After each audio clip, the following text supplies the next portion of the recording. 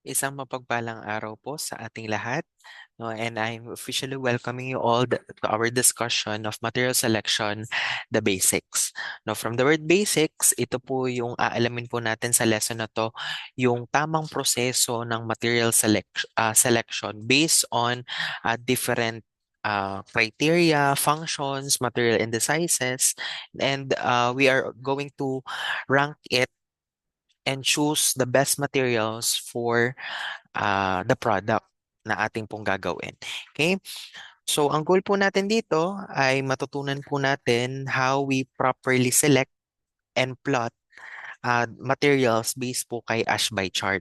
Yung pong chart natin na ipinakita po ah, doon po sa ating example nung last discussion, which is doon sa Ash by chart, no, at saka doon sa ating bar chart, makikita natin na nagkaroon tayo ng selection.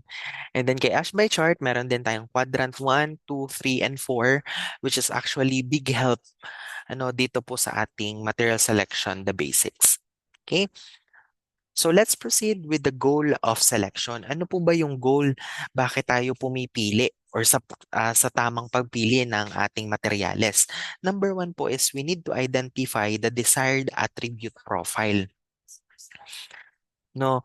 So ang unang step in terms of material selection ay kailangan po nating alamin kung anong properties ang kailangan po ng design. Ito po yung tinatawag nating desired attribute profile. Okay? So, ibig sabihin, iniisip muna ng ninyo or ng mga engineers kung ano ang mga katangian or characteristic na meron dapat ang isang materials. Para po gumana ng maayos ang isang product na inyo pong gagawin.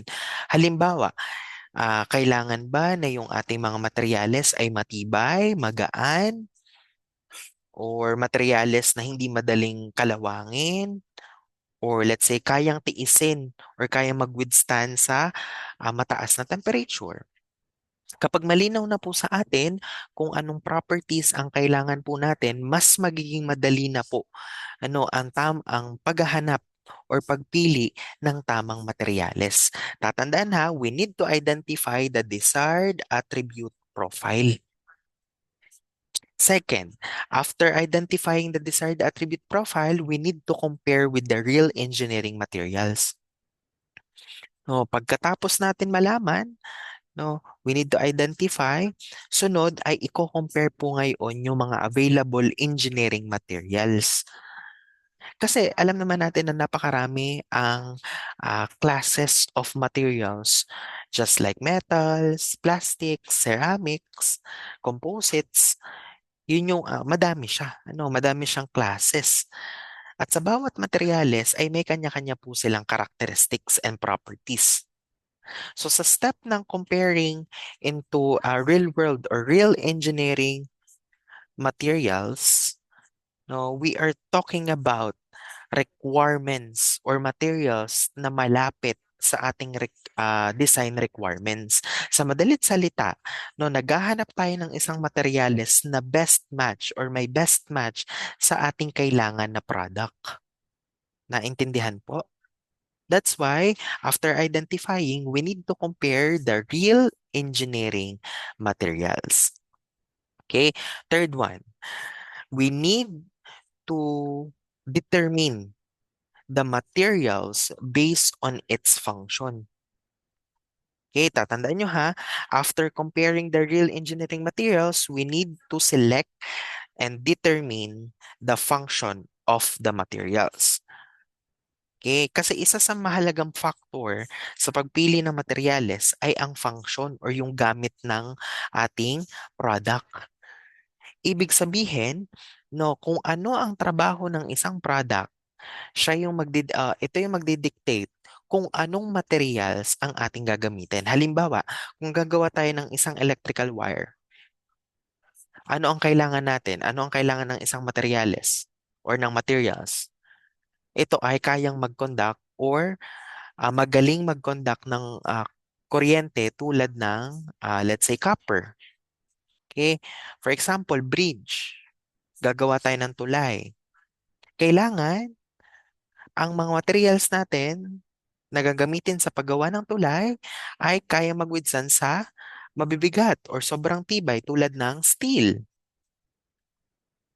Kaya lagi nating iniisip or laging iniisip ng mga, let's say, mga engineers or material engineers kung para saan gagamitin ang ating design. Kasi nakabase tayo kung saan natin siya gagamitin based on its function. Naintindihan? Okay, next. Shape sometimes influence the selection. Shape sometimes influences selection. Minsan, yung figure or yung shape or the physical appearance of a product, doon nakadepende ang pagpili ng materyales. May mga materyales kasi na mas madaling i-form or i-shape compare sa ibang materyales. Halimbawa, plastic.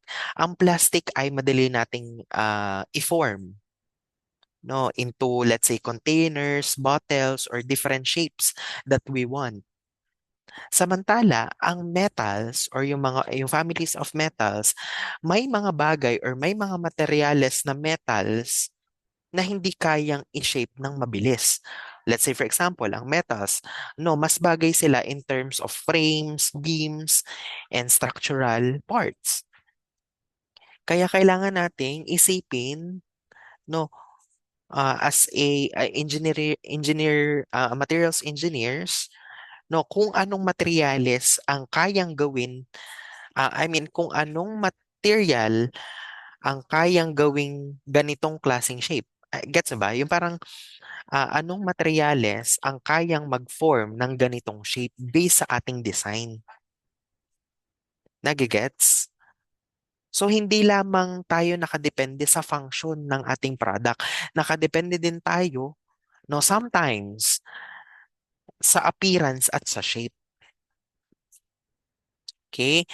Next, after identifying, after comparing, after selecting, and determine the function and the shape of the materials or the product of our product, no, we need to seek the best match between the material properties and design requirements.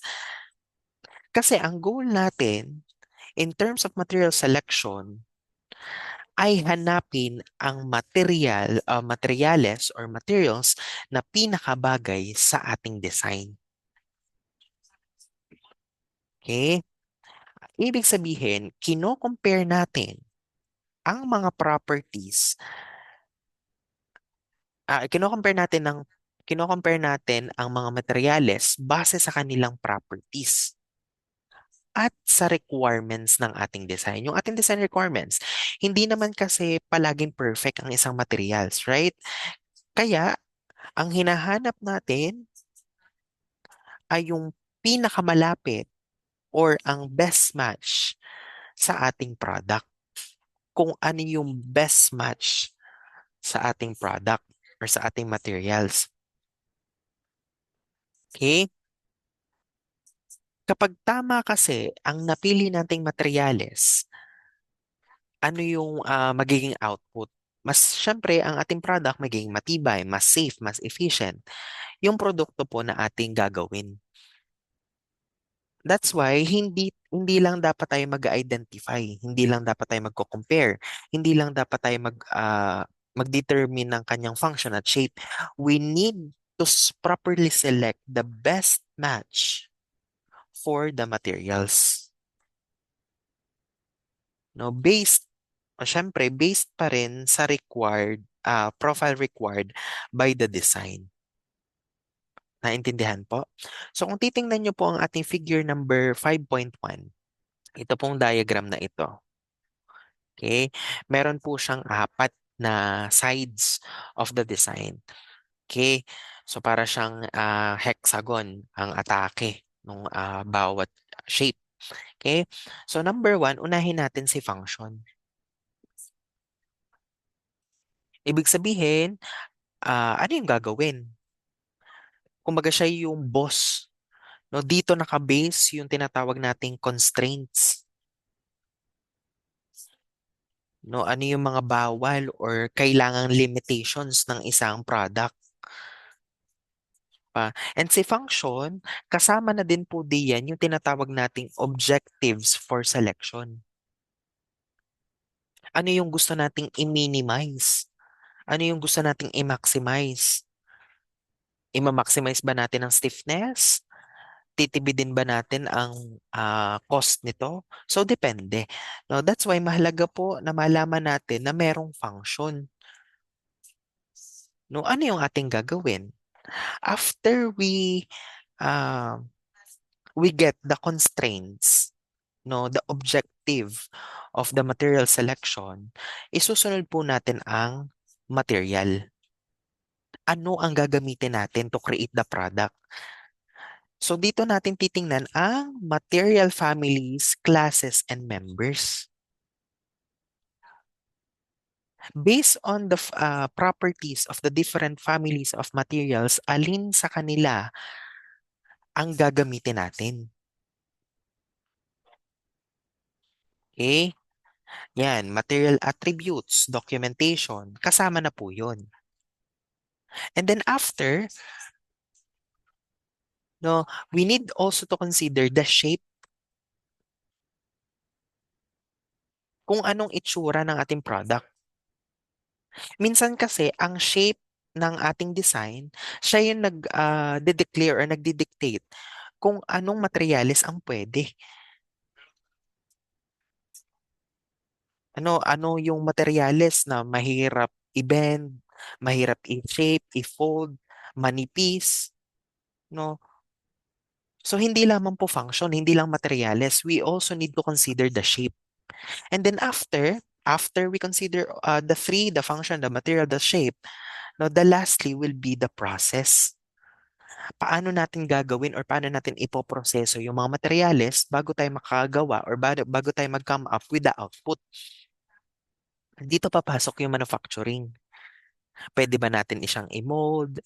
No, pwede ba natin siyang i-welding? No?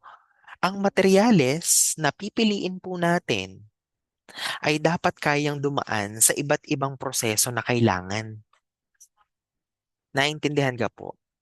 That's why you need to understand that the material selection, tayo ay naghahanap ng tamang balance ng materials. Hindi lang tayo pumipili ng, let's say, pinakamatibay, pinakamalakas, no, pinakamalambot na materyales. Pinipili natin ang materyales base sa kanilang function. Kung siya ba ay swak doon sa ating gagawing product, kaya niya bang dumaan sa iba't ibang proseso? Or yung ating materyales ba ay swak sa ating gustong shape ng design? Naintindihan po? Okay. Second will be the property profile. Kasi in selecting materials, it involves seeking the best match between the property profiles of the materials. No, specifically, in terms of the universe and the families. Kasi yung nakikita nyo po sa screen, yan po ay property profile ng isang materyales base sa design. Okay? Ang ibig sabihin ni sir, in terms of selection, no, meron po tayong proseso in terms of finding the materials na pinakababagay sa atin pong kailangang design. Okay? Kasi maraming iba't ibang materyales sa mundo. Okay? So that's why uh, sa universe, oh, sa universe, meron tayong materials. Napaka-broad niyan, right? At bawat isa na materyales ay may kanya-kanyang property profile. No? Yung property profile, yun yung sineset natin, yung katangian ng isang materyales. Let's say ng strength, ng weight, ng hardness, ng flexibility, ng resistance, resistance sa heat, resistance sa corrosion. Okay? Eh, sir, ano yung design? No? Ang design kasi, may sarili silang required property profile. Ibig sabihin, kapag pipili tayo ng materyales base sa selection process at sa design process, magkaiba po ang hinihinging property profile. Ibig sabihin, sa design part or sa side ng design, may mga specific na katangian po tayong kailangan para gumana ng maayos yung ating product. Kaya ang ginagawa natin, anong ginagawa? Kino-compare natin ang properties ng mga available materials base sa kailangan po ng ating design. Kasi ang goal natin ay mahanap ang materyales na pinakamalapit at pinakaangkop sa ating materyales. Sa madalit salita, para siyang matching process. Titingnan natin kung aling materyales ang pinakaswak at pinaka-best match na kailangan ng ating design para mas maging efficient, mas matibay at mas safe ang ating pong gagamiting product. Okay? Kung titingnan ninyo, itong figure 5.2, no, ito po yung tinatawag nating hierarchical structure ng materials. No, kung maghahati-hati yan, ito yung tinatawag nating universe of materials. Okay? So sa una, no, ang pinaka-common kay universe is the material, the word materials. Dito nagsimula ang lahat. Dito nakapaloob lahat ng solid materials, or kumbaga tangible materials na pwede nating gamitin kay engineering. Okay, second, we have family. Okay? At sa family, dito natin mas maa-identify ang kanilang basic nature. Meron tayong ceramics, glasses, metals, polymers, elastomers, hybrids. Okay? These are the families of materials. And then for example, we're going to choose the metals. Example natin, pinili natin ang material na metals. At sa metals, meron siyang iba't ibang classes. That's why meron siyang metals na steel, CU alloys, aluminum alloys, titanium alloys, noni alloys, zinc alloys. Yan po ay classes of materials under the metals. Nakaspecific na. Okay, for example, ang pinili natin ay si aluminum alloys. Ngayon, hindi pa natatapos. Kasi ang aluminum alloys, meron tayong tinatawag na subclass. At yung subclass, dito papasok yung mga series of aluminum. So, ibig sabihin, hindi lang pala siya normal na aluminum alloy. Hindi lang siya normal na metals. Meron pala siyang subclass or series of aluminum alloys. Merong 1,000, 2,000, and hanggang 8,000. Okay, let's say for example, ang subclass nating pinili in terms of aluminum alloy, the 6,000. For example lang. Ngayon, sa 6,000, sa subclass po kasi na which is series of aluminum alloys, meron po siyang tinatawag na members. At ang members, ito yung exact name or exact or specific identity ng isang materyales. Okay, for example, hindi lang pala siya, ang aluminum alloys pala ay hindi lamang siya iba't ibang subclass. Meron din pala siyang members per subclass. So for example, 6,000. Ibig sabihin, meron pa siyang identification number or exact name or specific identity. No, we have 6,013, 60, 61, 63, and so on. So for example, ang pinili nating member or exact name or exact identity ng materyales ay 6,061.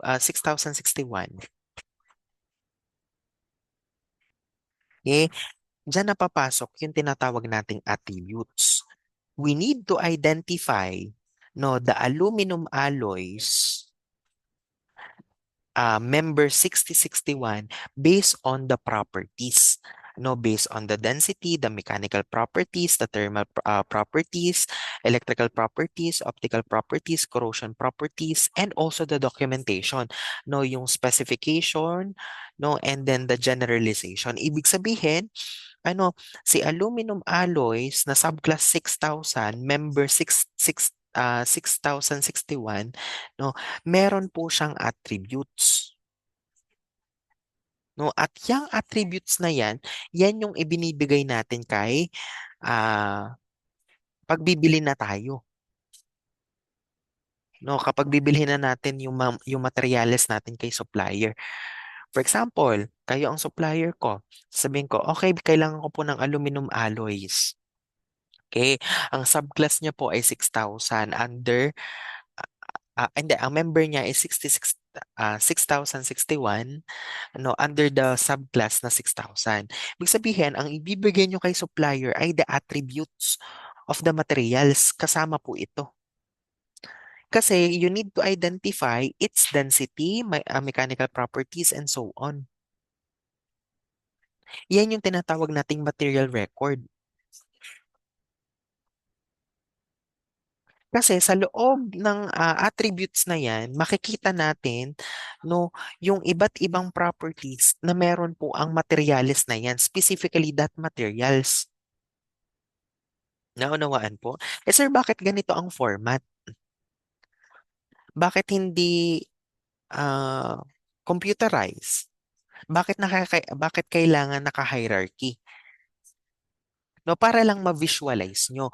Pero kapag yan ay nasa mismong industry na, no, syempre tayo ay technology-based na, lahat ng mga um, lahat ng properties, lahat ng identification or lahat ng information, ng lahat ng ano tawag dito, lahat ng information ng isang materyales ay nasa database na ng computer. Okay? So kapag kayo nasa labas na, hindi nyo na kayo manually maggagawa ng ganyan. No, isa-search nyo na lang kung merong ang mga company nyo ay merong mga computer-based selection software. Kasi gumagamit na tayo ng database. Kasi isa-search na lang natin, kunwari, alloys, aluminum alloys. Okay, ngayon, pag in-enter natin sa aluminum alloys, lalabas na si subclass, si member, and also the attributes. Mas madali na.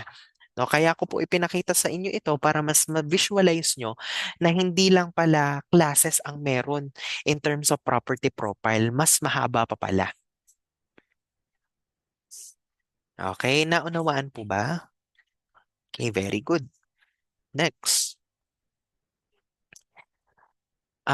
Dito naman po, yung ating pong, yeah,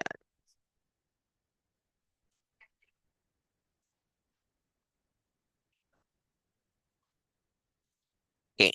Andito na po tayo sa ating, wait lang, ba't ayaw? For a while.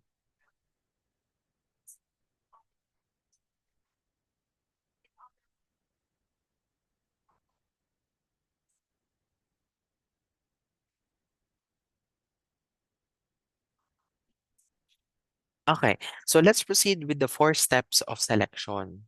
Ay sir, hindi pa pala yun, ano, hindi pa pala yung pagpili ng, ah, ng materyales. Wala pa pala yun, hindi pa pala yun. So meron po tayong tamang proseso or tamang step-by-step procedure in terms of selecting materials. So kung titingnan po ninyo, yung ating four steps of materials, okay, magsisimula tayo sa all materials. Yan, nakikita nyo to, all materials. Okay, dyan magsisimula ang lahat. Yan ang universe.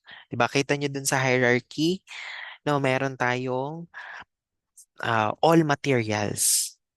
At yung all materials na yan, dadaan po siya sa apat na steps or apat na filters.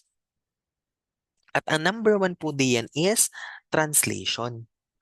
Sa translation, dito natin iintindihin ang requirements. At bago tayo tumingin sa iba't ibang catalogs, or yung mga requirements or kailangan nating i-consider, kailangan muna natin, ano kaya siya nasa unang step, no? Kailangan muna nating i-translate ang design requirements in terms of engineering terminology. Ibig sabihin, no, i-breakdown natin or ita-translate natin, no, ang design requirements in terms of function, constraint, objective, and free variables. Sir, ano ba yung function? Ano yung gagawin? No, constraints, ano yung mga hindi pwedeng mawala or non-negotiable sa isang materyales? Objectives, ano ba yung goal natin? And also the free variable. Pag sinabing free variable, ano yung pwede nating baguhin sa isang materyales? Okay, second, after we translate the design requirements, no, susunod na tayo sa screening using constraint. Meron tayong screening, which is, pag sinabing screening, ito na yung may elimination, may rejection. Kasi dito natin magagamit yung tinatawag nating constraint. Pag sinabing constraint, ano yung mga hindi natin pwedeng alisin sa isang materyales? Okay? At dito natin sasalain kung sino yung qualified for the materials. No, we have screening. No, and nakadepende tayo in terms of attribute limits. Example, kung ang kailangan ng isang materyales, no, kailangan natin ng materyales na let's say hindi natutunaw ng may 200 Celsius, no. Ibig sabihin, lahat ng plastic or lahat ng let's say lahat ng materyales na natutunaw ng 100 Celsius pa lang, out na agad. Kasi ang kailangan natin, materyales na kaya mag-withstand sa 200 Celsius na init. Yan po yung constraint na tinatawag. Yun yung constraint ng isang, let's say, materyales. At kapag hindi nakapasok ang materyales na yun sa screening in terms of the constraints, rejected po yun. Okay? Let's say for example, yung mga materyales natin ay nakapasa in terms of screening. Puproceed po tayo sa the third steps, which is ranking. Ibig sabihin, we are ordering, no, the viable candidates by the value of material index. Okay? Sino ba sa kanila yung pinaka-the best among the rest bumpanes? Or sino sa kanila ang may rank 1, rank 2, rank 3, or yung pinaka-swak doon sa ating design requirements na nakapasa sa screening, no, nakapasa sa ating hinahanap na functions and objectives. Ira-ranking na po natin. Iko-compare po natin kung ano yung objective natin, ano yung goal natin, no? And then lastly, the last step will be the documentation. No, seek documentation. Kasi bago tayo bumili ng isang materyales, kailangan muna natin siyang i-search or i-research based on the studies, based on the research, based on the legit resources and documentation, kung sino yung kailangan natin. Kasi for example, yung palang mga materyales na yon, may issue pala doon sa ating kukuning na manufacturing factory. Or baka yung materyales na yon, may record pala siya na bigla na lang na nag-i-snap, or let's say hindi pala kayang tumagal sa ganong kataas na init. Dito natin titingnan yung tinatawag nating family history or yung mga past performance ng materyales. Kasi if we're going to research the family history, no, or the documentation based on the recent studies of that materials, no, we're going to come up sa aspeto ng tamang pagpili ng materyales kasi hindi lang tayo babase sa kung ah, naging objective natin, ano yung pumasa sa limits or sa constraints natin, no?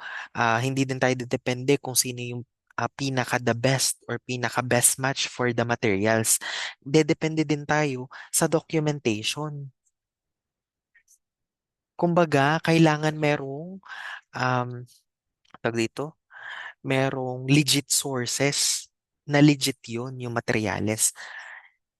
Okay? And then after makadaan sa 4 steps, okay, saka pa lang po tayo pipili ng ating final materials.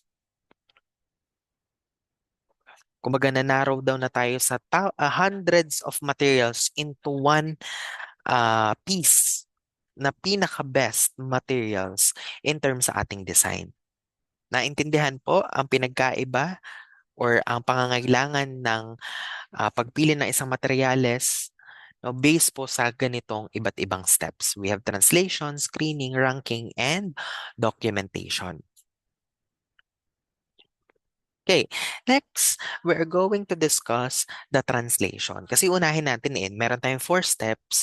Ang uunahin nating i-discuss ng mas ma-detailed will be the translation. Okay? So sa translation po, kailangan muna nating intindihin ang design requirements. No? Bukod doon, hindi lang design requirements ang kailangan nating alamin. Aalamin din natin kung ano yung kailangan talagang components sa isang materials. Okay?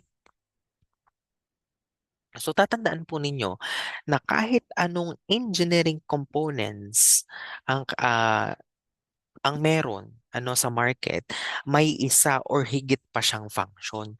Ibig sabihin, may specific po siyang trabaho na kayang gawin. Halimbawa, isang beam. Alam nyo yung beam? No, no, yun yung nasa mga tulay o kaya sa mga bahay. Okay? Siya yung nagdadala ng load. Building. Kita nyo yung mga parang malalaking beam. No, yun po kasi yung nagdadala ng load. For example, in terms of electrical wiring naman, okay, ano yung, let's say, materyales na kaya mag-conduct ng electricity, no? Pero, no, kay hindi kasi kailangan na basta tayo gagawa ng components and functions ng materials. Kailangan din kasi natin gamitin yung tinatawag na subject to constraint. At ang constraint, no, yun yung limitation or condition na hindi pwedeng lumampas or magkulang. Kumbaga, ah, non-negotiable requirement siya. Halimbawa, limit, maximum weight, maximum strength, hindi, maximum weight, minimum strength, maximum size, minimum temperature. So, ibig sabihin, dapat gumagana po ang ating components.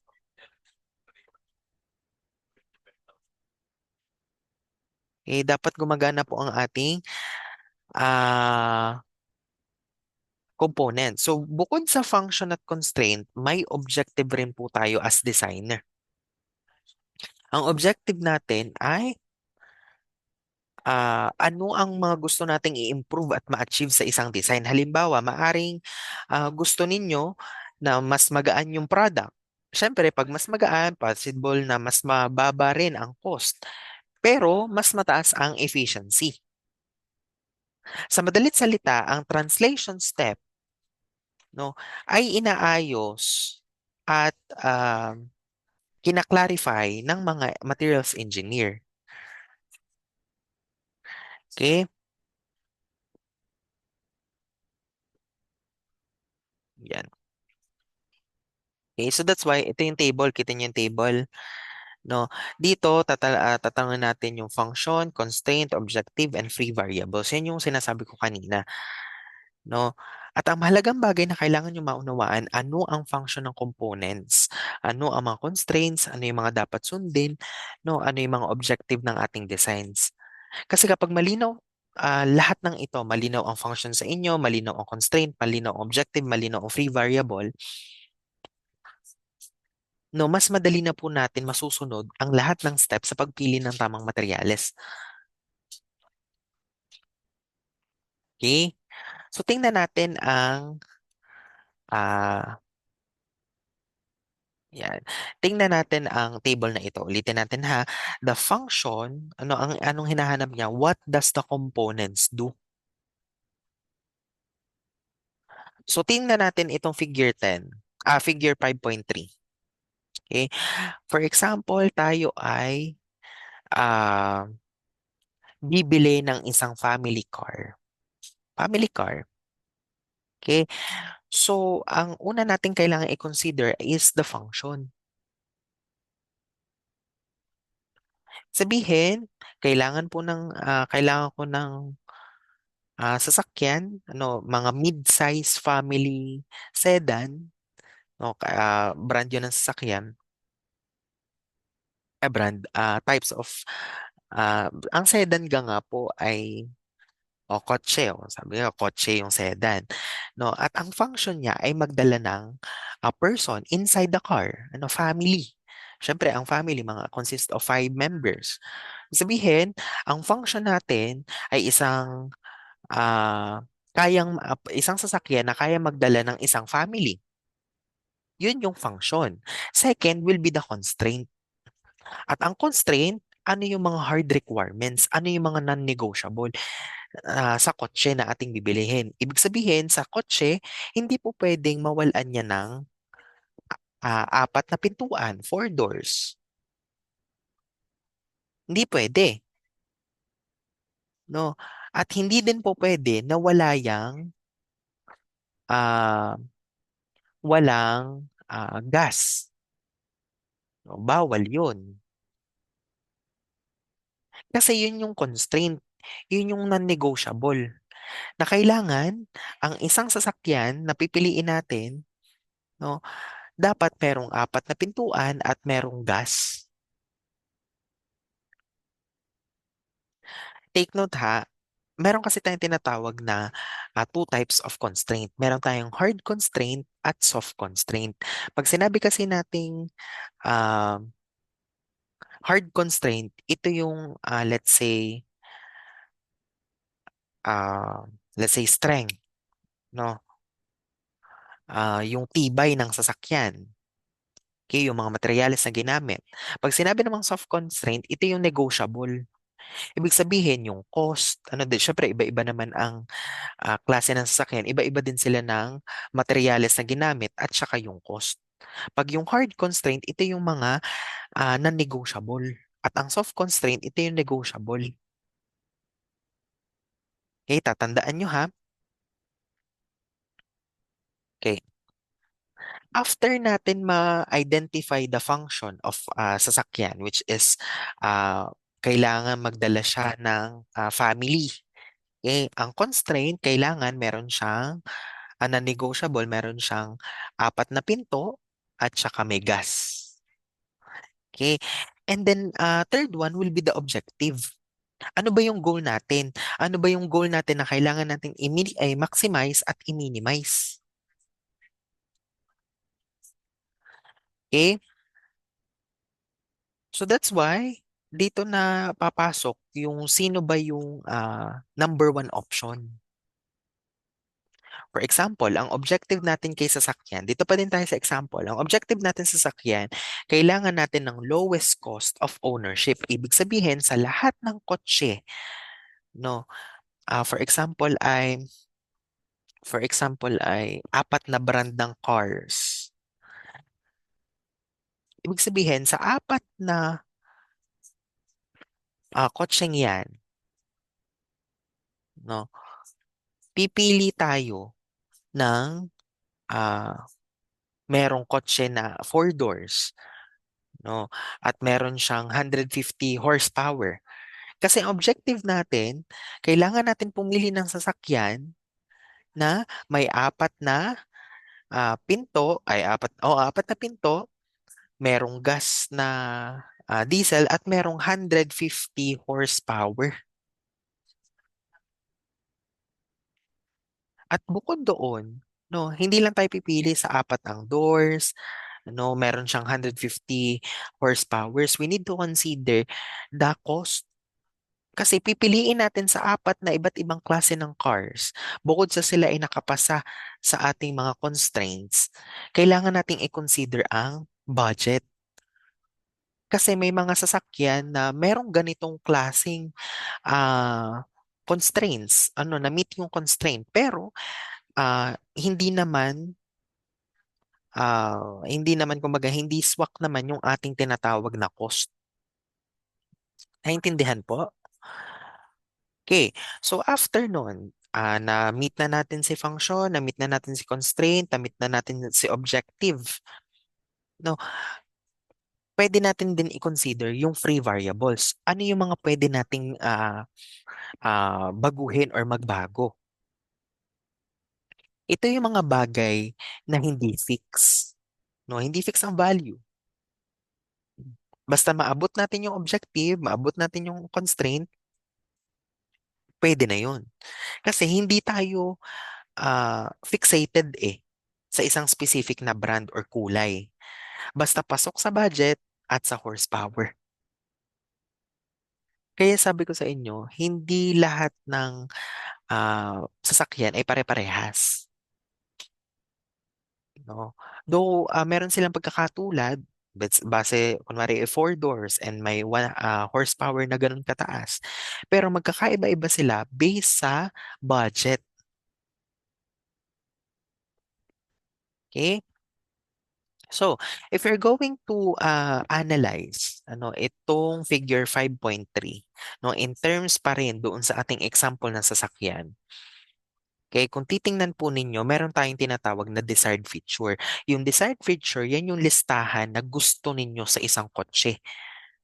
No, syempre, yun na yung constraint, yun na yung objective.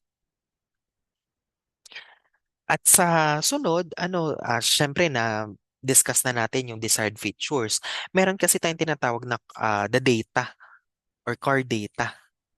Ibig sabihin, yan yung pag-search natin kung ano-ano yung mga sasakyan na our family cars na in terms of features at economy. Ano yung spec ng isang sasakyan? Yung price, yung fuel consumption, yung specification ng isang sasakyan. And then after natin malaman yung data, legit data, at saka yung desired features natin, based dun sa ating constraint or objective, or yung desired features natin, dediretso po tayo kay selection engine. Sa selection engine, dyan napapasok ang screening, ranking, documentation. Sa screening, tatanggalin natin lahat ng ah, kotse na walang four doors. Kasi ang constraint natin dapat ay four doors. Tapos ay may, ah, let's say meron siyang 150 horsepower lang. Ayun, yun ulit. No? So sa screening, ibig sabihin, doon sa apat na kotse, for example, apat na kotse, pipili na tayo ng kotse na may apat na doors, na may 150 horsepower. At tatanggalin natin yung mga kotse na hindi pasok doon sa screening. Doon pa lang sa constraint. Sunod, ranking. Ranking. At sa ranking, titingnan natin kung sino yung natira na mga kotse. For example, dalawa na lang. No? Dalawang kotse na lang. Babase na ngayon tayo sa presyo at sa tipid niya ng gas. And then also documentation. After ng ranking, may documentation. I-check natin kung reliable ba yung model. No, that's why meron tayong car data. Aalamin natin kung saan gawa, ano yung model, ano yung price, ano yung dimension, ano yung fuel type, no, nag-i-emit ba siya ng carbon dioxide, no, cost ownership, etc. And then here are our design features. And after natin ma-meet yan, dadaan talaga siya kay selection engine. No, after natin ma-screen, after natin ma-rank, after natin ma-document based sa mga legit resources, no, kung tama ba or um okay ba yung materyales yung car, no, saka pa lang tayo magkakaroon ng final selection. Sino yung the one? At ang translation class, no, nagagawa tayo ng checklist bago tayo tumingin sa iba't ibang universe of material universe or material families.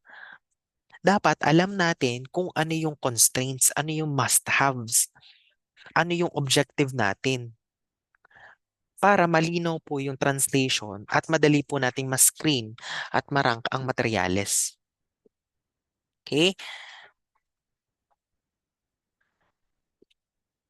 Next, meron ako ditong example. Example is a helmet visor. Okay, so dito po, no, uh, ia-apply natin yung selection process. No, pupunta muna tayo sa ating translation. No, ang translation, bago tayo pumili, kailangan nating i-translate yung design requirements into technical terms. Okay? Kung makikita ninyo, meron tayong two main categories. Meron tayong constraints and objective. No, constraints and objective. Kasi nga, ah, itatranslate natin ang design requirements into technical terms. Okay, doon muna tayo sa constraint. Ano yung must-have sa isang ganitong helmet visor? Yan, sample natin yan. Okay, number one, no, kailangan, ano ba yung mga non-negotiable? Kailangan yung helmet, since yan ay protective equipment, no, transparent dapat. Kailangan nakikita ng driver, nakikita ng susuot, kung ano yung nasa unahan niya. And then, if we're going to analyze the shape of the helmet visor, okay, kailangan, bukod sa transparent, yung nasa unahan na helmet, ito, kailangan siya ay materyales na madaling i-mold, can be molded. Kasi uh, curve yan. Dapat ang materyales na gagamitin natin dyan ay madaling i-shape or madaling i-mold. Okay, next, objective. O, tingnan natin yung objective. Ano yung goal natin? Ano yung mga gusto nating ma-achieve kay visor for helmet?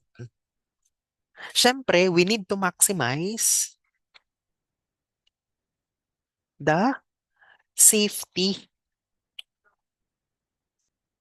Number one yun. Kasi in terms of engineering terms, no, no, kung yung ang i-consider natin ay safety, kailangan natin i-maximize yung fracture toughness. Kasi gusto natin, no, mas matibay or as tough as possible yung ating visor, yung ating helmet.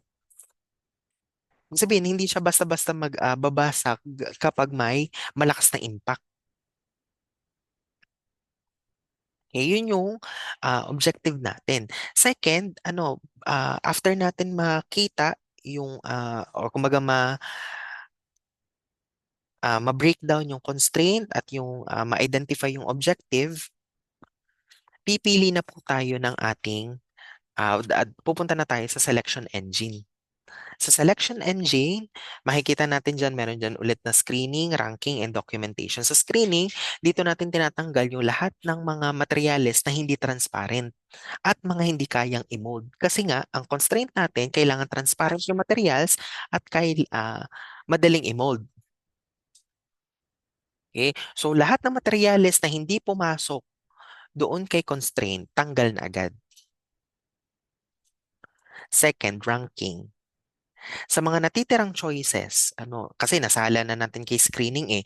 Doon sa mga nakapasok sa screening, ira-ranking po natin 'yan. No, doon sa mga natirang choices, i-arrange po natin sila based sa tibay or sa toughness. No, pinakamatibay hanggang sa pinaka-least ang toughness. O, yun yung ranking kasi ni-ranking na natin eh, first to the last. Then after nyan, dadako po tayo kay documentation. Kay documentation, dito natin siya na-check yung background ng bawat materials. Ano yung price, safe ba to sa environment, may stock ba to sa market, okay? So that's why talagang may proseso ang tamang pagpili ng materyales. Okay, is there ano yung materials data? No, from para tong database. Okay, dito nakapaloob or dito recorded lahat ng material attributes ng materyales na ating gagamitin. Let's say for example, no, in terms of physical, yung density, mabigat ba or magaan yung ating helmet? O in terms of mechanical, no, in terms of stiffness and strength, gaano siya katigas? No, the thermal and optical, siya ba ay mabilis matunaw? O yung visibility ba doon sa transparent material ay malinaw? So, ang pagpili ng materials ay hindi lucky pick. Nagsisimula tayo kay design requirements. So, mga design requirements. Dadaan sa selection engine, gagamitin natin ang materials data para makarating po tayo kay final selection.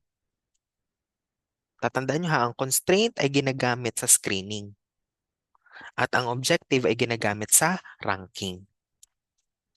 Okay?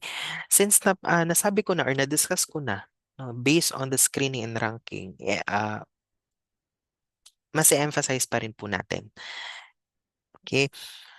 So,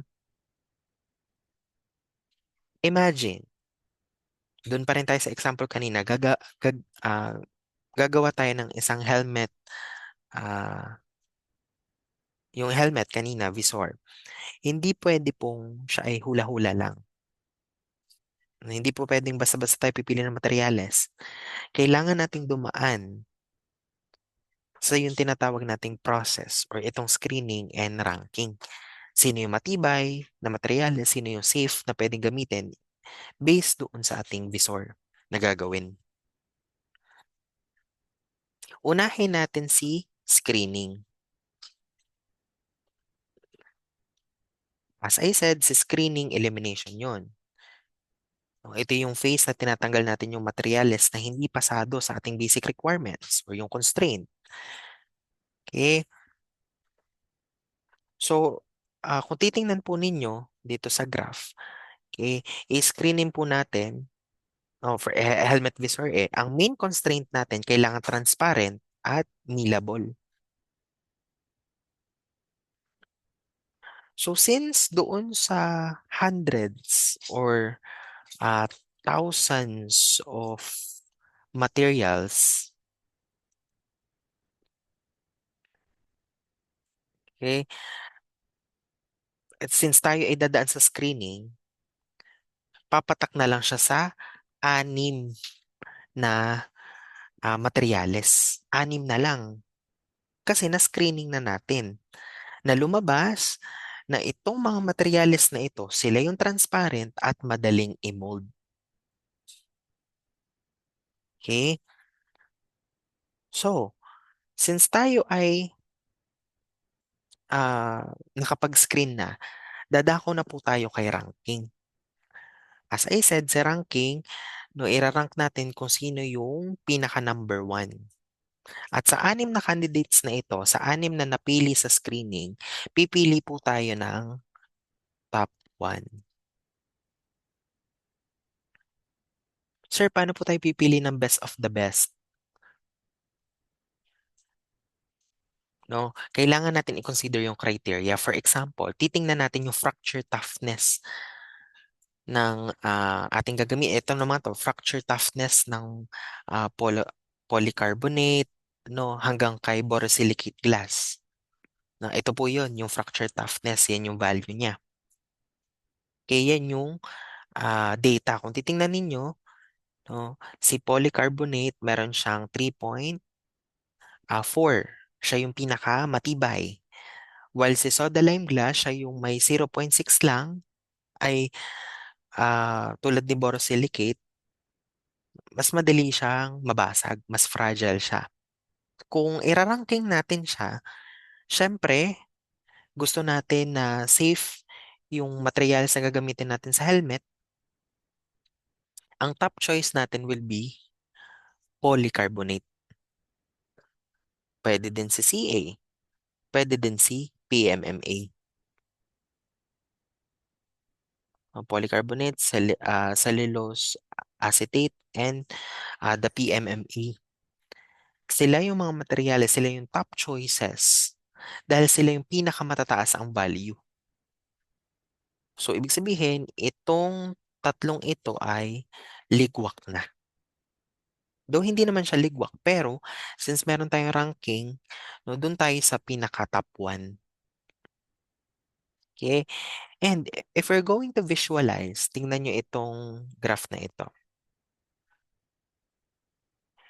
Tinatawag natin itong Ashby chart. Ano pa to eh? Bar chart. Dito natin makikita ang relationship ng price at transparency. Okay? So yung y-axis, yan yung price. To. At yung x-axis, yan yung transparency. Okay? So kung titingnan ninyo, nasaan yung mga materyales na transparent? No, andyan ang soda glass, ang tawag dito, the PS, the borosilicate, ano, yan. Okay, we have the cellulose acetate. And then andyan yung ating PC. Si PC nasaan? Yun. So kung ang titingnan natin ay price, no, paano ba natin i-visualize? Kung mapapansin ninyo, meron tayong water clear, wait lang. May water clear, may transparent. So ibig sabihin, yung water clear, yan yung pinaka malinaw. No, pinakamalinaw, transparent, translucent, and ito. Okay? So bakit ba natin ginagamit yung ganitong klaseng graph? Pag nakakita tayo ng ganito, pipiliin natin yung materyales base sa ranking. At pasok dapat sa budget kasi ang inaano natin ay yung transparency based on its price. Halimbawa, kung sobrang taas ng polycarbonate, kung pinakamahal, itong pinaka na top 1 natin, okay, baka kailangan nating sundin yung second option, yung cellulose acetate. So kung titingnan ninyo, si PC at si cellulose, no, parang mas mahal si polycarbonate, ano, based sa ranking. Pero hindi sila nagkakatulad. Pero kung i-consider ninyo ay yung best, the toughness and the transparency, no, mas pipiliin ko si polycarbonate. Kasi bukod sa siya yung merong high toughness, no, siya din yung may water clear. Pinakamalinaw. Okay, naintindihan na kung paano alamin? Okay, so ulitin ko ha, si screening, no, kung ito yung filtering. At si ranking, ito yung sorting. Naintindihan po? Okay, next.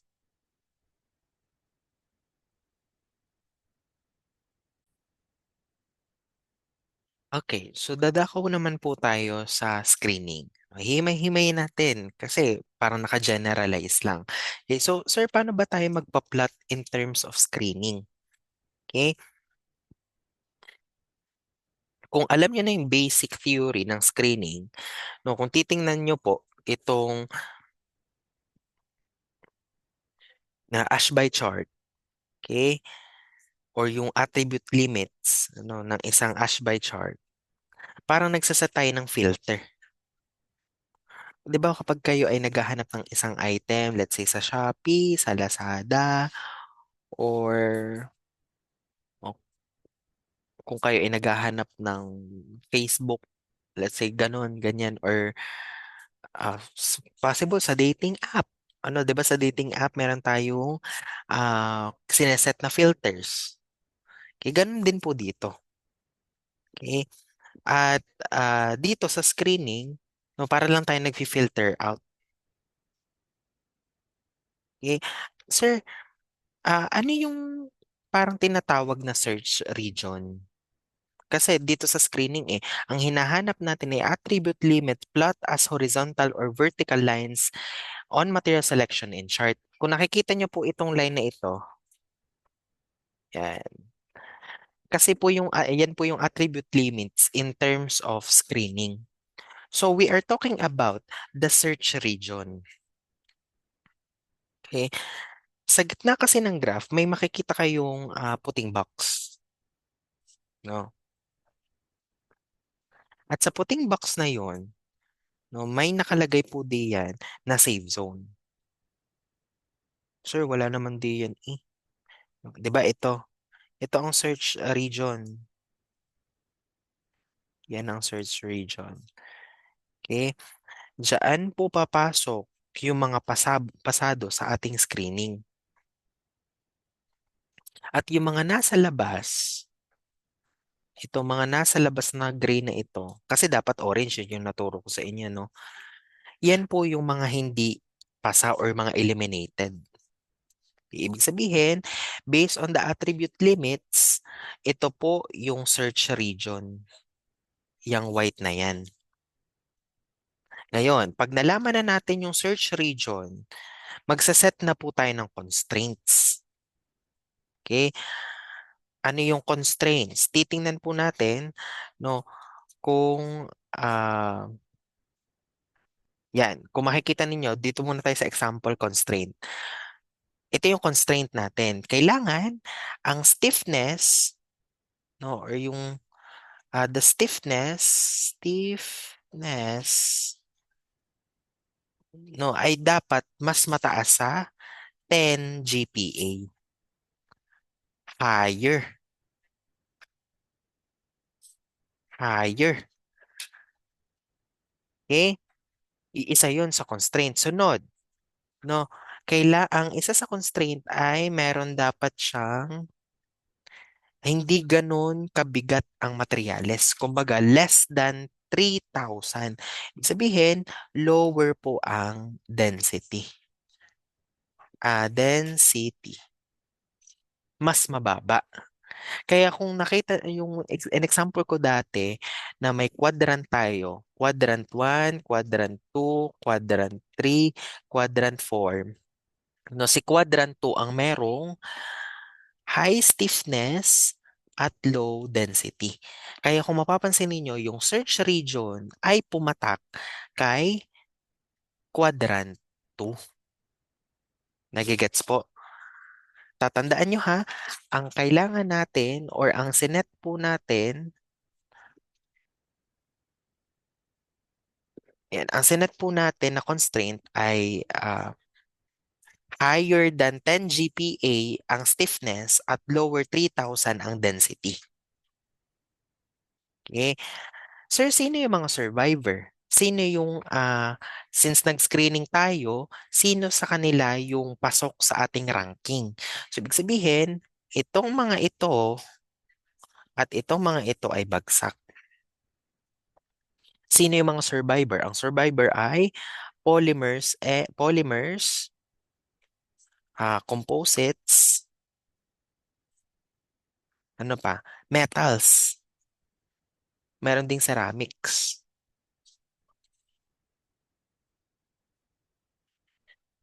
Okay? So, hindi pala, ang polymers ay hindi kasali. Ulit. Kasi kung titingnan ninyo, ceramics ang pasok, metals ang pasok, composite ang pasok, pati ang natural materials. Sila yung pasok dito kay search region. Tama? No, syempre, kung i-analyze natin, mas pasok, pasok na pasok talaga si polymers at polymers, si composites. Sila yung potential candidates. Yung natural, pasok din. Kasi medyo ano na siya medyo scope pa din naman siya based on the low density and high stiffness. Pero may pasok din na metals at ceramics. Kaso si metals at ceramics, um, may possibility na mataas ang kanyang stiffness at ang kanyang density.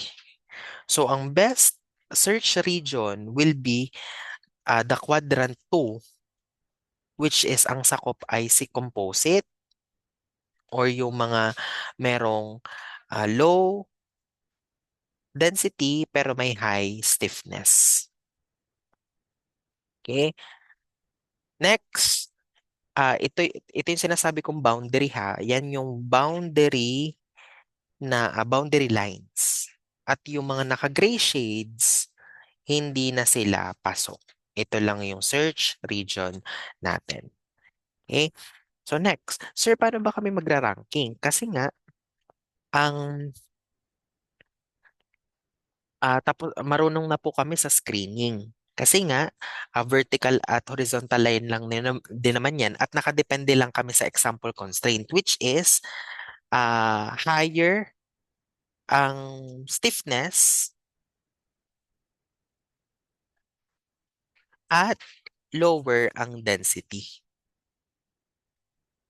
O, tatandaan niyo yan ha kasi ilalapat po natin yan kay ranking.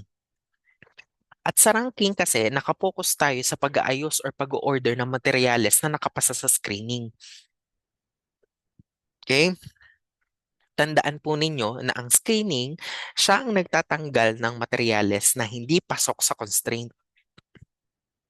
Pero kahit may mga materyales na natira, hindi pa rin natin masasabi kung alin yung pinakamagandang gamitin. Ibig sabihin, ang attribute limits ay nakakatulong laang para alisin yung mga hindi qualified materials. Pero hindi natin nararanking or naayos kung alin sa kanila or alin sa mga nakapasok na materyales ang maganda at maayos or pasok doon sa ating objective at constraints. Okay? Dito papasok yung paggamit natin ng selection guidelines. Ang selection guidelines ay ito yung mga lines. Tatandaan nyo ha. O, dito muna tayo. Sa ranking, ah, meron tayong attribute limits do not or however help the ordering candidates of that remains. Ngayon, papasok na sa selection guidelines. Sa selection guidelines, siya yung mga linya. Kita nyo to. Yan ang linya. Yan. At ito. Yan po yung selection guidelines. Yan yung tumutulong sa atin para makita natin kung aling materyales ang may mas magandang performance. At ang mga lines na yan, ito yung nagpapakita ng tinatawag nating material indices. Ito yung material indices. Mamaya, sasabihin ko kung ano yung mga material indices. Okay? Yung material indices, yun yung criteria na ginagamit natin para i-compare yung performance sa iba't ibang materyales. Sa madalit salita, no, tinutulungan tayo ng selection guidelines, yung linya na yan, no, para makita kung ano yung materyales na efficient, mas maganda ang performance, depende sa property ah, ng materyales. Halimbawa, kung ang goal natin ay magaan pero matibay, no, gagamit tayo ng guidelines, no, na ang ipapakita kung aling materyales ang pinakamahusay in terms of strength to weight ratio. Sa ganitong paraan, mas madali nating i-rank at ayusin ang mga candidate materials mula sa pinaka-suitable hanggang sa hindi ganun kaswak na materyales. Okay. So, let's say tapos na tayo sa screening, no? Kung saan doon natin tinatanggal yung mga hindi pasok na standards, no, na ginagamit natin. Hindi pasok sa standards, ngayon puproceed na tayo sa ranking. Kung ang screening ay gumagamit tayo ng vertical, no? 'Di ba? Ito ay vertical. Sa screen gumagamit tayo ng vertical. Sa ranking po kasi gumagamit tayo ng slanted lines. Ito mga paslant na ito. Okay, dito natin malalaman yung kung sino yung champion, kung sino yung number one sa mga natitirang materials. Sir, bakit kailangan slanted? Bakit slanted yung kailangan natin? Kasi hindi sapat na sabihin natin na gusto lang natin ng matigas. No? Gusto lang natin ng magaan na materyales. Kasi ang goal natin is combination. Combination ng two properties, which is stiffness at density.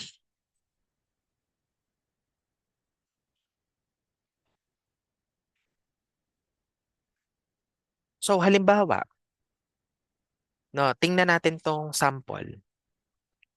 No. Ang example natin, no, gusto natin ng materyales na magaan pero matigas. Okay? So, kung titingnan ninyo itong sample, ito po ang kanyang material indices. Ibig sabihin, ang kailangan niya or ang design criteria, yung requirement niya is kailangan materials na light at stiff. Ang figure natin, no, tingnan niyo yung figure ha. It shows three material indices in terms of stiff and lightweight. So, ibig sabihin, ito pong tatlong ito ay magkakaibang materyales. Hindi siya iisa. Yan po ay iba't ibang materyales na may iba't ibang material indices.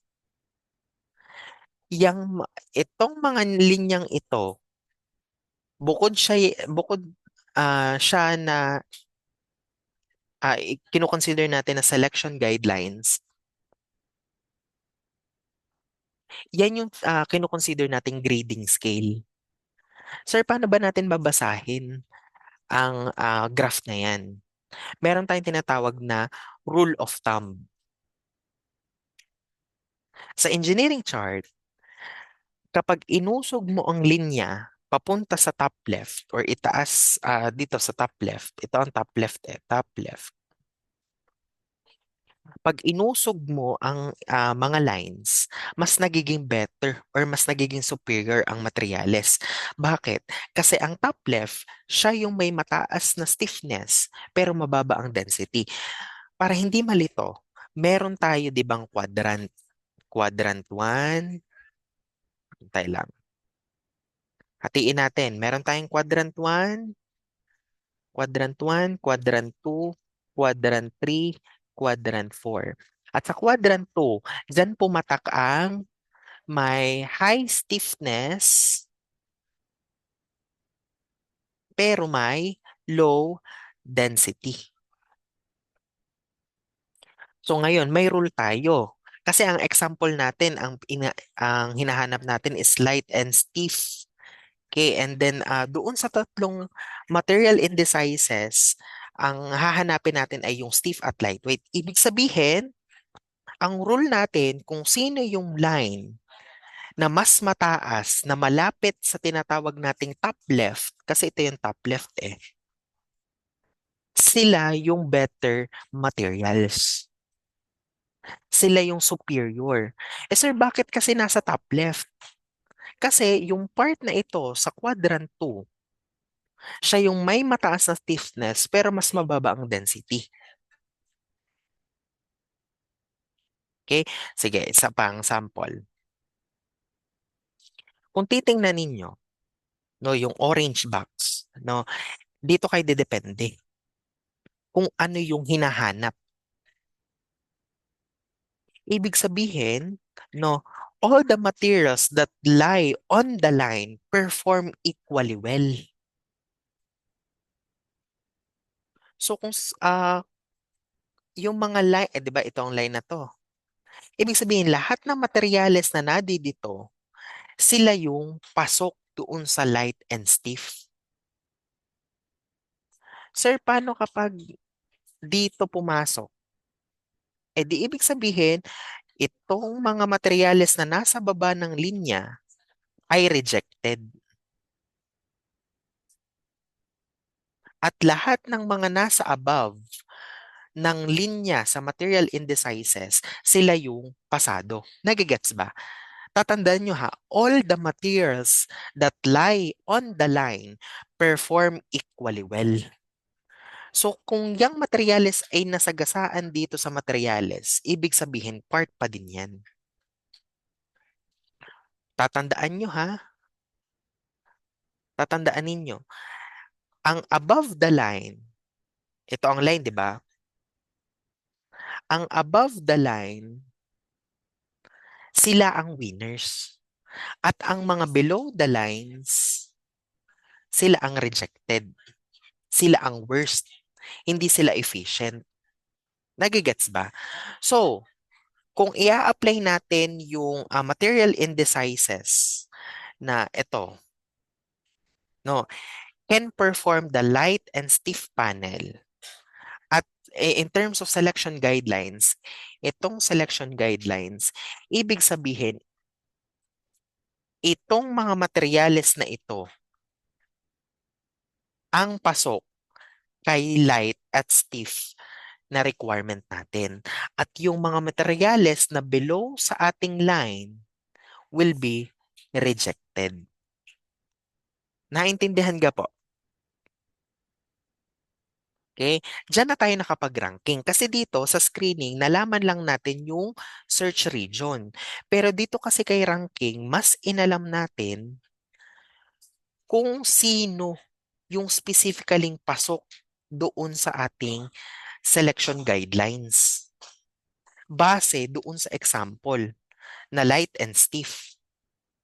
And kahit yan itatlo ang material indices, nakadepende tayo no, sa hinahanap ng example, the light and the stiff. May quadrant. Quadrant 2, doon pumasok ang high stiffness pero low density. That's why, kung pipiliin natin, kung aalamin natin yung selection guidelines, mas pasok po ang linya na ito. So ito pong linya na to ay rejected. Naunawaan po? Ganyan po kakomplikado ang ranking. So sana nagets nyo. No, kasi nga, ang tatandaan nyo lamang ay yung position ng materyales base sa selection guidelines. Tatandaan nyo ha, all the materials that lie on the line perform equally well. At yung mga materyales na above the line, sila yung winners. At kung sino yung mga below the line, ito yung above, above, ito ang below. Below the line, sila ang worst. So kung ito ang material selection, ito ay below, sila ang worst. Sila ang rejected. At itong mga lines na above the line, sila ang winners. Sila ang the best. Naintindihan po? Yan po ang ranking. Next, we are talking about the material indices kasi nga, ang kinonsider natin kanina sa pagpili ng sa ranking ay the material indices. Ngayon, sir, ano ba pag sinabing material indices? Sa slide po yung sa slide po na nakikita po ninyo, no, ah, dyan po nakalagay kung paano tayo magdidesisyon in terms of material indices. Ibig sabihin, walang hula-hula in terms of formula.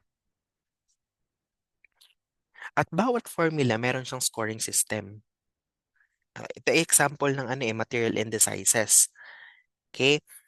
Sa material indices, magkakaiba yon.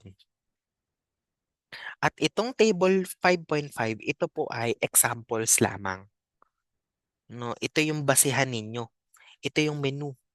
Yung index, yan yung formula ng bawat materyales. Kasi meron tayong beam, meron tayong tie, column, spring, thermal insulation, electromagnetic, electromagnet. Yan yung function. Ngayon, meron din yung objective at constraint. At bawat materyales, meron po siyang index or formula. Kasi magkakaiba po sila ng requirement. Tulad nito, kahit sila ay apat ang klase ng beam, magkakaiba po sila ng objective at constraint. Itong isa, minimum weight. Yung isa, minimum weight pero stiffness ang kailangan. Ito naman minimum weight pero strength ang kailangan. Ito naman minimum cost, stiffness naman ang kailangan. Ito naman minimum cost pero strength ang kailangan. So nakadepende sa ah, sa material indices. So that's why ito'y basehan nyo lamang. Basehan nyo lamang po yung table na yan. At ito pong nakikita nyong baba, yan po ay legend ninyo para hindi po kayo maligaw. Kasi, sir, ano yung P? Yun po ay density. Yung E, yun po ang stiffness. Okay, meron diyang cost, may thermal conductivity, may electrical resistivity. That will be your base. Okay, naintindihan po? Ngayon, since alam na natin yung table, it is the example of material indices, we're going to move with the goalpost. Titingnan natin yung graph ngayon, itong figure 5.10. Dito natin i-apply yung formula na napili natin. As I said, sa ranking, paslan po tayo or paslope. Kasi nga, napili na natin eh. Ang napili nating material indices is itong MP is equals to tawag dito, density and so on. Ito yung napili natin. Ngayon, ito na yung given. Nasa given na siya eh. So sabi ko nga, hindi ko kayo para ipa-compute pa, no? Ngayon, may nakita kayo diyang mga lines. Kung mapapansin ninyo, may maliit na triangle sa baba ng mga numbers. Ito, yan. Okay? Ibig sabihin, ang gagamitin nating index ay yung may cube root. May cube. Yun yung standards ng plates and panels. For example kasi, since na may nakapasa tayo sa ranking, no?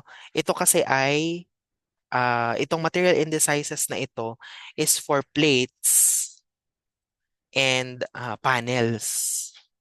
Yun yung example ng materials, plates and panels. Ngayon, ang standard natin ay andito. Gagamit tayo ng index na may cube root. Yan yung standard kasi ng plates and panels natin, which is ito. Plates, ay, plates and panels.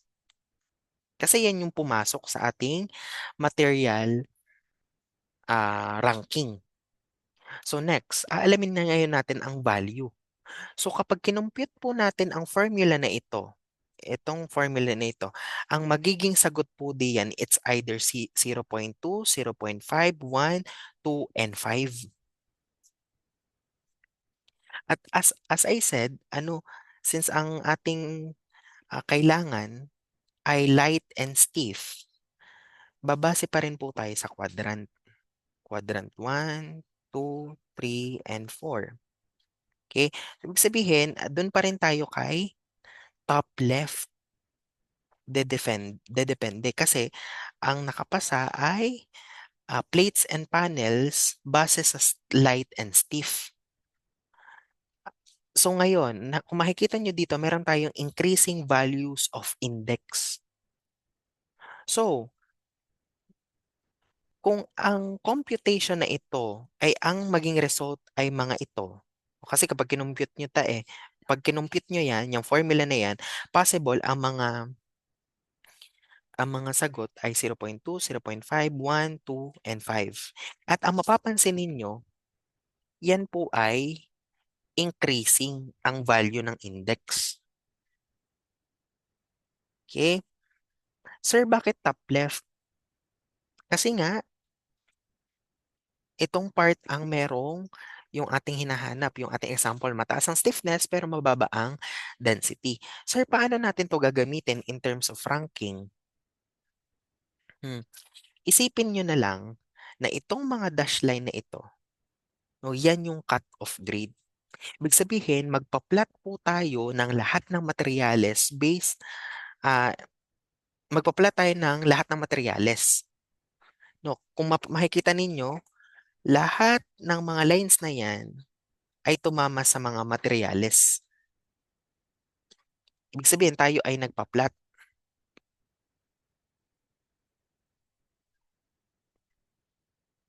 Okay? Sir, paano natin siya gagamitin sa ranking? Kung isa-slide natin yung linya na yan, no, pataas, no, ilan na lang po ang matitira sa ibabaw. So, for example, ang naging result na to ay 0.2. Ibig sabihin, lahat ng mga nasa taas, sila ang pasado sa requirements. Sila ang winner. Pero yung mga nasa ilalim or below that 0.2, sila ang mga rejected. Gets ga? Ngayon, we are talking about the increasing value kasi the higher the better eh. So for example, ang naging result ay 0.5. So ibig sabihin, ito na ngayon ang rejected. At itong mga nasa materyales na pasok or nasa above the line will be the winner. Nagigets? Or next, sir, since ang ating value ay increasing, doon na tayo sa pinakamataas, pinaka-the best. Kasi ang pinipili natin, pinaka-the best among the rest. Buong panes. So kung kunwari, ang naging sagot dito ay 5, no? All the materials that is below, no? Ibig sabihin sila ay rejected.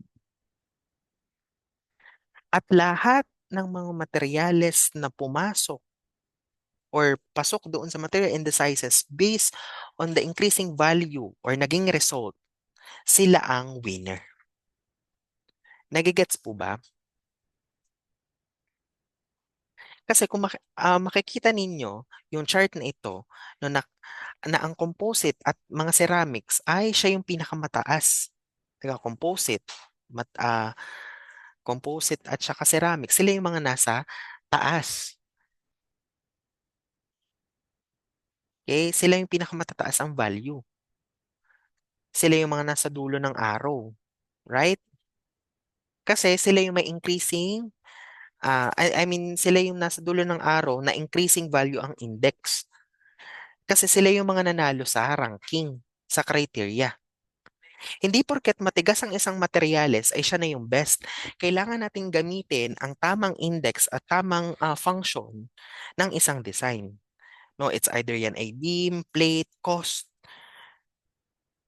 So ang material, at tatandaan nyo ha, ang materyales na may pinakamataas ang index value, siya ang magbibigay sa inyo ng pinaka-lightweight at efficient na design. Tatandaan nyo ha, nakadepende po ito sa exam or sa material indices na hinahanap. Ang hinahanap natin ay high stiffness, low density. Tatandaan nyo ha, ang materyales na may pinakamataas ang index value. Ito ang, kasi kung i-compare nyo siya, ito pong 5 ang pinakamataas ang index value. At itong 0.2 ang pinakamababa ang index value. So, syempre, since ang kailangan natin ay yung pinaka-lightweight at pinaka-efficient ang design, doon na tayo sa pinakamataas ang index value, which is um, the number 5. So, lahat ng materyales na sakop kay number 5, yun po ang ating pipiliin. Naintindihan po? Next. Okay? So, kung titingnan po ninyo, ang graph na ito, mas pinapakita po nito yung pinagkaiba ng Ashby chart in terms of the properties. Kasi madalas tayo nagko-compare ng dalawang properties ng sabay para mahanap yung perfect balance. So kung titingnan po ninyo yung left graph, ito pong left graph na ito, ang hinahanap po natin is the Young modulo or the stiffness and the density. So ibig sabihin, andyan pa rin yung quadrant natin. Quadrant 1, quadrant 2, quadrant 3, quadrant 4. Kasi nga, ang hinahanap natin ay stiffness at density. Dito natin titingnan yung stiffness at yung weight.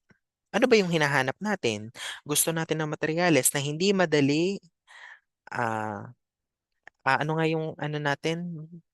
Kailangan natin ng materyales na stiffness or matibay pero magaan. Okay, at kung makikita ninyo, nasa upper right, yung mga metals, andyan yung ceramics, sobrang titigas nila. Pero aminin natin na ang quadrant 1, yung mga materyales na dito, sila ang mabibigat. Okay?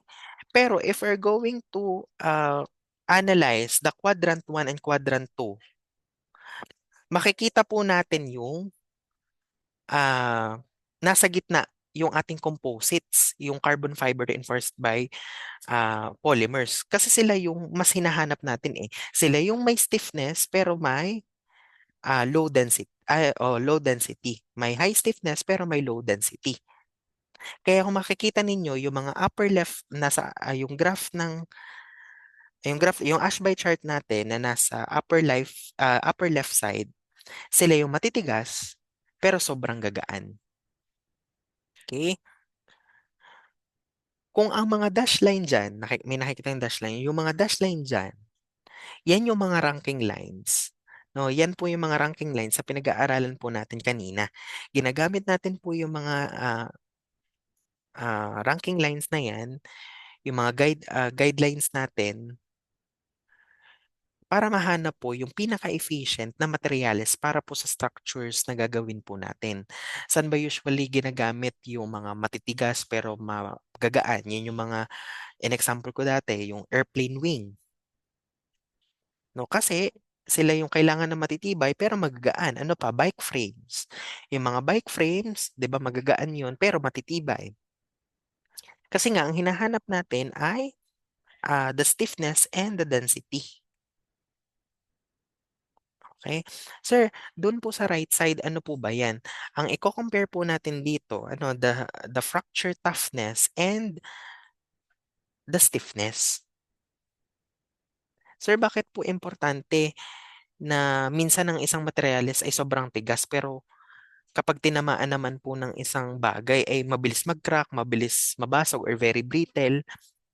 Kaya problema po natin si glass. Yun yung problema actually hindi naman problema si glass. Problema yun ng glass. Kasi though siya ay stiff or sobrang tigas, madali naman siyang mabasag or mag-crack. Kasi wala siyang property ng fracture toughness. Okay? So, kung titingnan ninyo yung right graph, in terms of uh, the stiffness and the fracture toughness, nasa baba po ang non-technical ceramics at technical ceramics. Kasi sila yung very stiff pero ligwak sa fracture toughness. Eh sir, kung i-analyze niyo yung graph, nasa taas ngayon ang metals, ang composites, no polymers, elastomers, natural materials, kasi sila yung may mataas na stiffness and at the same time pumasok or naka-align sa ating fracture toughness. Okay? Kung mapapansin ninyo, yung line ng K1C2, okay, ito po yung sukat natin ng toughness. Wait lang. Yan. Yan. K1C2. K1C2. Ito yung lower limit. Okay? Ngayon, ah, yung sukat kasi ng toughness, no, ginagamit yan ng mga material engineers para masigurado natin ah, na ang gagamitin nating materyales ay hindi mag-fail ng biglaan para hindi delikado ang structure. Ito ay magkaiba. Kasi kung mapapansin ninyo, nasa taas dito si ceramics kasi nga pinag-uusapan natin ay yung modulo and density. Pero dito po kasi no nasa baba si non-technical at technical ceramics kasi ang kino-compare na natin ay fracture toughness at the stiffness. Kung mapapansin ninyo, magkaiba ang pwesto ng materyales sa dalawang graph. Diga, nasa taas yung left graph, nasa taas si ceramics. While sa right graph, nasa baba naman. Kasi ang ceramics mukhang pinakamatibay or magaan at matigas sa ceramics, pinakamagaling. Pero kung makikita nyo sa second graph, mas naging delicates sa ceramics kasi nga kahit siya ay may mataas na stiffness, siya naman ay ligwak sa fracture toughness. Ito yung dahilan kung bakit kailangan natin ng material indices. Kasi hindi pwedeng isang property lang ang titingnan natin kasi kailangan nating balansehin yung stiffness, yung weight at yung toughness para sa safety ng ating design. Okay? Ano nga ulit yung graph 1? Sila yung ito yung para sa mga design na kailangan na magaan pero ah hindi nasisira or may high stiffness. Yung graph number 2 naman, o yung mga nasa right graph, ito yung para sa mga design na kailangan ng matigas pero hindi agad bigla ang nababasag. Okay? Lagi nating tatandaan na ang best material ay nakadepende sa kung anong property ang pinaka-priority ng project natin. Okay, naintindihan po. Next, and we have here the documentation.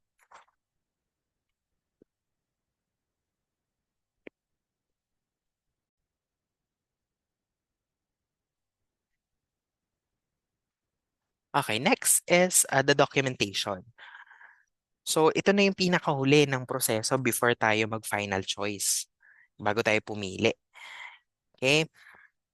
Kung tayo ay, let's say, diga before tayo bumili ng isang product sa, let's say, sa Shopee, sa TikTok Shop, no, before natin siya i-check out, di ba tinitingnan natin yung mga customers reviews, no, yung reviews ng product, kasi titingnan natin kung maayos yung product and at the same time kung available pa yung item. Ganon din po dito kay materials. Meron tayong documentation process, which is, ito na yung final choice. Sir, bakit ba kailangan ng documentation?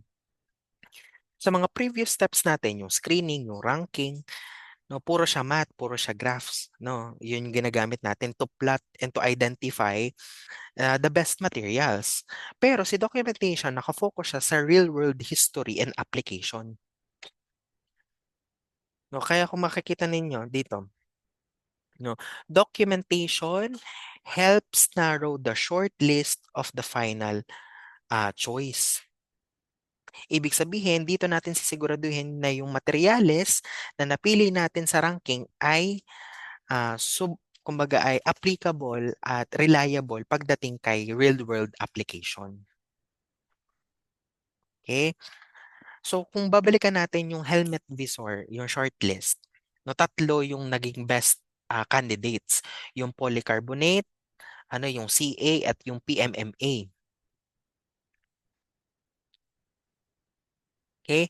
Ang result, ang goal natin, no, mapili doon sa tatlo yung pinaka the best based sa helmet visor, si polycarbonate, si CA at si PMMA. Ang goal natin ay yung safety. right? So ibig sabihin, mas magiging or mas pipiliin natin as mas magiging winner or pipiliin natin is si polycarbonate. Kasi siya yung may perfect match sa properties at requirements na ah, kailangan natin. Bukod na siya ay may transparency, siya din yung pinakamatibay, pinakamataas ang value. Okay? Ngayon, kung makikita ninyo, before tayo pumasok, kasi may documentation tayo eh, bago tayo pumunta sa final choices, meron tayong kinoconsider na local conditions. Minsan kasi, kahit si material, kunwari material A, material B, kesyo kasabihin na natin na si material na CA or PMMA, siya na yung best. No? Baka kasi hindi yan yung piliin natin. Kasi hindi practical. As I said, sila yung best candidates, pero hindi ibig sabihin na yan yung pipiliin. Kasi kino-consider natin yung availability, no? Sino ba yung available, saan ba to pwedeng kunin? Sino ba ang nagbebenta na supplier? Mahirap ba siya i-import? Mahal ba siya? Mura ba siya? Ano pa? Consider din natin yung in-house expertise, no? In-house expertise, equipments. Alam ba ng mga workers mag-handle or i-mold yung ganitong klaseng materyales, equipments? May mga machine ba tayo or factory na kayang mag-process ng ganitong klaseng materyales? No, it's all about the documentation. Mahalaga talaga siya. Okay, at ang documentation, para siyang reality check in terms of engineering design. Kasi we need to check the history. Saan ba ginagamit ang materials na to? No, we need to match the purpose. Check the logistics. Kasi dito natin makikita kung gaano kakomplikado ang selection process. No? Based doon sa kauna-unahan, yung for process. No? Sa sobrang dami ng options, kailangan yan dumaan sa filters. Nagra-ranking tayo, nagba-background check tayo. Ngayon, before tayo mag-final choice, dadaan siya kay documentation. Okay, so I hope na may natutunan po kayo, and the next meeting, we're going to discuss, I'm going to present a material selection examples naman. And then meron tayong activity wherein next meeting ko na i-discuss. Okay? So that's all. Thank you for listening. Ingat. See you next meeting. Bye-bye.